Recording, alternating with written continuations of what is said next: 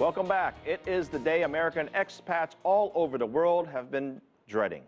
A new law forcing them to disclose their overseas assets goes into effect. It is called FATCA. It forces foreign financial institutions to disclose any U.S. citizens' accounts worth more than $50,000. And if they don't do it, in some cases if you don't do it, you could be liable to a 30% tax on any cross-border payments. It was inspired by a raft of cases involving Americans hiding huge amounts of money in overseas tax accounts. This law has triggered a wave of Americans renouncing their citizenship, nearly 3,000 so far last year, according to the U.S. Treasury. Around 80 countries have signed up to the FATCA law. China was one of the last. In fact, it signed up just a few days before legislation took effect. It will apply to around 72,000 Americans living in China and more than 60,000 living in Hong Kong. As with other countries, China will be able to use FATCA to ensure its citizens in the U.S. disclose their finances. CCTV's Joel Yun spoke to Daniel Mitchell, senior fellow at the think tank at the Cato Institute, and asked him what kind of international impact this FATCA law would have.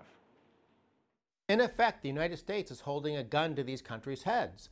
If you don't sign up with FATCA, if you don't agree to be a deputy tax collector for the IRS in America, we're going to impose this 30% withholding tax on any investments in America, the payments of those investments back to your country. That's a very, very punitive form of financial protectionism. So yes, it makes sense that a lot of countries are signing up for that because most international companies, most international investors, heck, most domestic investors are going to be investing in vehicles, in funds that then buy U.S. stocks and bonds and real estate. So the U.S. does have the power to sort of grab other people by the neck and shake and force them to acquiesce to this law. That doesn't mean it's a good law.